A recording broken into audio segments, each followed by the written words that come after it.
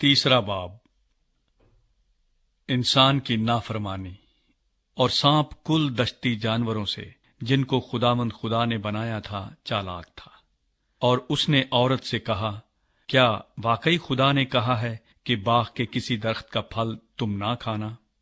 औरत ने सांप से कहा कि बाग के दरख्तों का फल तो हम खाते हैं, पर जो दरख्त बाग के बीच में है उसके फल की बाबत खुदा ने कहा है कि तुम ना तो उसे खाना और ना छूना, वरना मर जाओगे।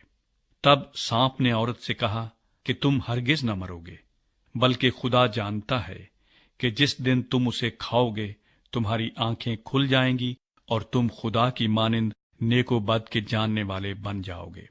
औरत ने जो देखा कि वो दरख्त खाने के लिए अच्छा और आंखों को खुशनुमा मालूम होता है और अकल बख्शने के लिए खूब है, तो उसके फल में से लिया और खाया और अपने शौहर को भी दिया और उसने खाया। तब दोनों की आंखें खुल गईं और उनको मालूम हुआ कि वो नंगे हैं। और उन्होंने अंजीर के पत्तों को सीकर अपने लिए लुंगियां बनाई। और उन्होंने खुदावंद खुदा की आवाज जो ठंडे वक्त बाग में फिरता था सुनी। और आदम और उसकी बीवी ने आपको खुदावंद खुदा के हजूर से बाग के दरख्तों में छुपाया। तब खुदावंद खुदा ने आदम को पुकारा और उससे कहा कि तू कहाँ है?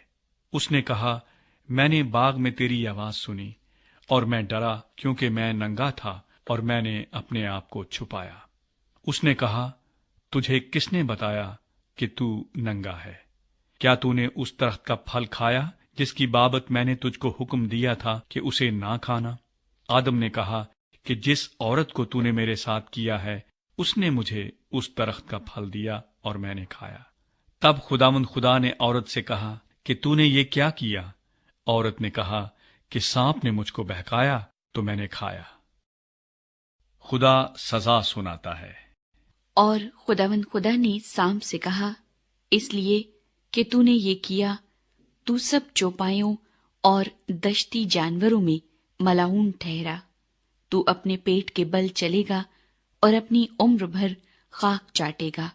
और मैं तेरे और औरत के दरमियान और तेरी नस्ल और औरत की नस्ल के दरमियान अदावत डालूंगा। वो तेरे सर को कुचलेगा और तू उसकी एड़ी पर काटेगा। फिर उसने औरत से कहा कि मैं तेरे दर्द हमल को बहुत बढ़ाऊंगा। तू दर्द के साथ बच्चे जनेगी और तेरी रग़बत अपने शौहर की तरफ होगी और वो तुझ पर हुकूमत करेगा।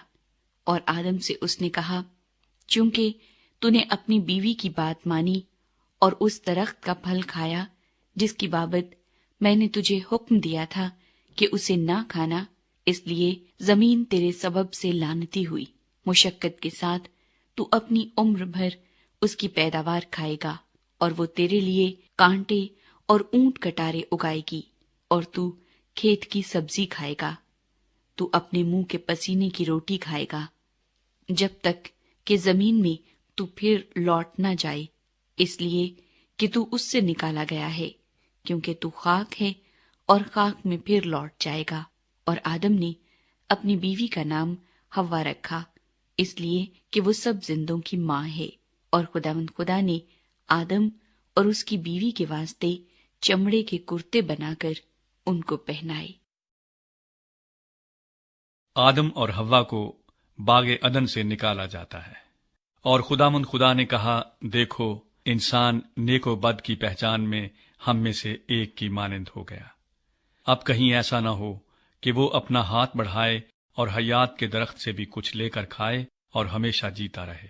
इसलिए खुदावंद खुदा ने उसको बागे अदन से बाहर कर दिया, ताकि वो उस जमीन की जिसमें से वो लिया गया था खेती करे। चुनांचे उसने आदम को निकाल दिया और बागे अदन के मशरिक की तरफ करोबियों को और चौगिर्द घूमने वाली शोलाजन तलवार को रखा कि वो जिंदगी के दरख्त की राह की हिफाजत करें।